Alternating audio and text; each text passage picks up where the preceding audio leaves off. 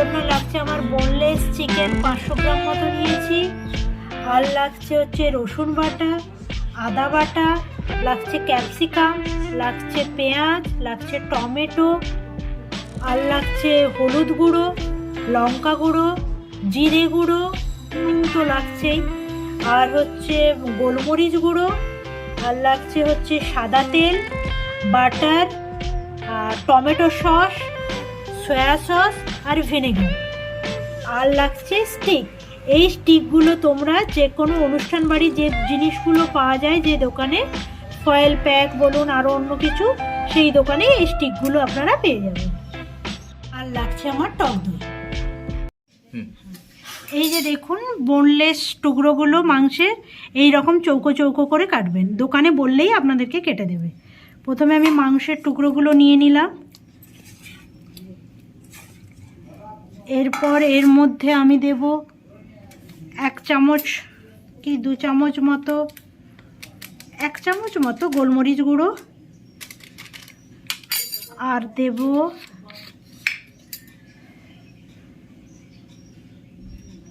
1 চামচ মতো ভিনিগার,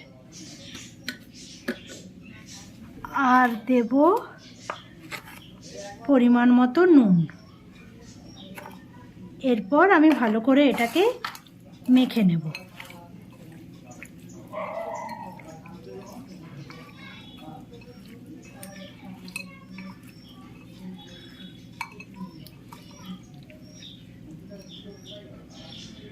এরপর আমি দেব এর মধ্যে সামান্য একটুখানি হলুদ গুঁড়ো, দেব একটু লঙ্কা গুঁড়ো, একটুখানি জিরে গুঁড়ো, আর দেব হচ্ছে 2 চামচ মতো টক দই, আর দেব আদা বাটা, দেব রসুন বাটা, দিয়ে আরেকবার ভালো করে মেখে নেব। সমস্ত উপকরণগুলো যেন ভালো করে মাংসের সাথে মাখানো হয়।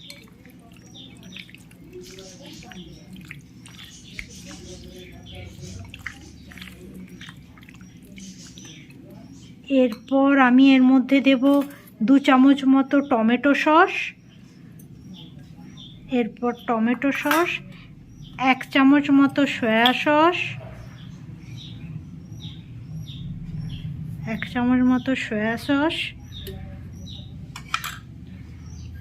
আর দেব 1 চামচ মতো সাদা তেল।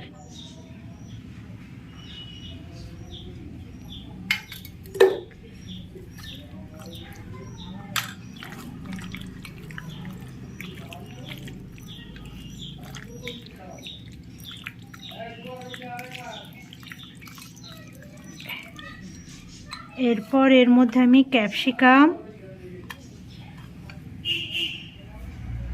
তারপরে পেঁয়াজ,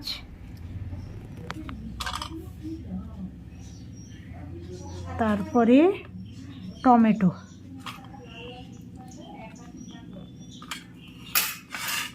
এইগুলো সব এর মধ্যে মেখে আমি ঢাকা দিয়ে আধ ঘন্টার মতো রেখে দেবো।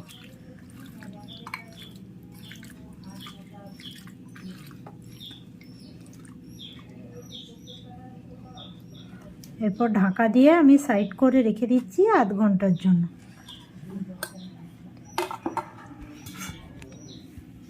আর লাগছে স্টিকগুলোকে আপনারা আধ ঘন্টা মতো আগে জলে একটু ভিজিয়ে রাখবেন।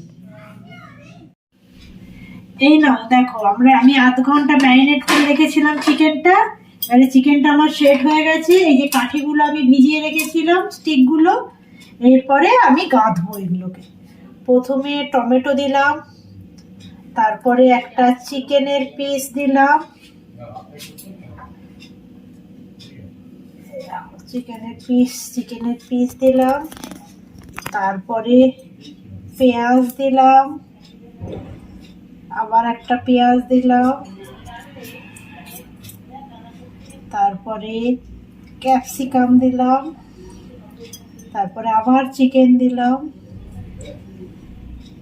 তারপরে আবার টমেটো দিলাম, আবার পেঁয়াজ দিলাম, আবার টমেটো দিলাম। এইভাবে তোমরা স্টিকগুলোকে গেঁথে নেবে। এই দেখো, আমি আরেকটা স্টিক গেঁথে তোমাদেরকে দেখাচ্ছি। এই দেখো, প্রথমে চিকেনের টুকরোটা নিলে, তারপরে এই যে স্কোয়ার করে তোমরা পেঁয়াজগুলোকে কাটবে, যেমন চিলি চিকেনের কাটা হয় ওই রকম স্কোয়ার করে। দুটো পেঁয়াজ দিলে, তারপরে টমেটো দিলে, তারপরে ক্যাপসিকাম দিলে, তারপরে আবার একটা চিকেন দিলে, তারপরে আবার পেঁয়াজ দিলে, আবার পেঁয়াজ দিলে, আবার টমেটো দিলে। এইভাবে চিকেনের স্টিকগুলো আমি রেডি করে নেব। এই দেখো, আমি স্টিকগুলো এবার এক এক করে গেঁথে নিয়েছি। সব স্টিকগুলো আমার গাঁথা হয়ে গেছে। এবার প্যানে আমি কড়া ননস্টিক প্যান বসিয়ে দিয়েছি। এরপর এর মধ্যে আমি একটু বাটার গ্রেস করে দিলাম। এবার প্যানটা আমার গরম হয়ে গেছে। এরপরে আমি এক একটা করে স্টিক ভেজে নেব। এরপরে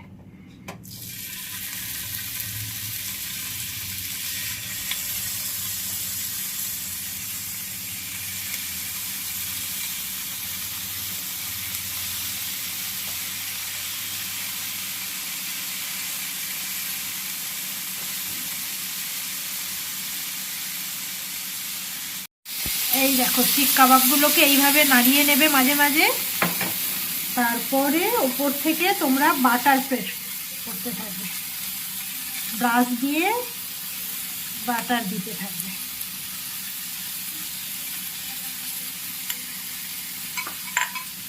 দিয়ে মাঝে মাঝে একবার একবার করে ঘুরিয়ে দেবে। এই দেখো কি সুন্দর কালার আসছে, দেখো।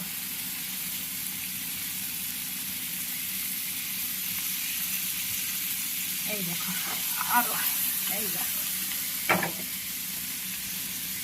এই দেখো কাবাবগুলো কত সুন্দর লাল হয়ে হয়ে গেছে।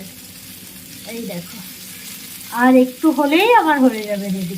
দেখো কত সুন্দর কালার এসছে। দেখো, দোকানে একটা স্টিকের দাম 100 টাকা। তোমরা বাড়িতে 100 টাকার মাংস এনে সবাই মিলে খেতে পারবে কাবাব। এই দেখো, এই দেখো কাবাবগুলো আমার হয়ে গেছে। এবারে আমি উঠিয়ে নেব। এই দেখো কত সুন্দর পোড়া পোড়া হয়েছে, লাল লাল হয়ে গেছে কাবাবগুলো।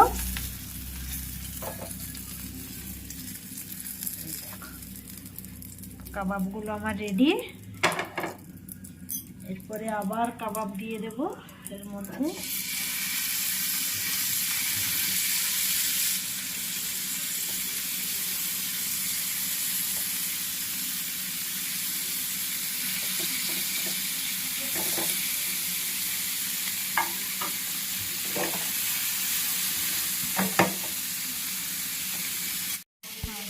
এই দেখো, আমার কাবাবগুলো রেডি হয়ে গেছে, কত সুন্দর দেখতে হয়েছে।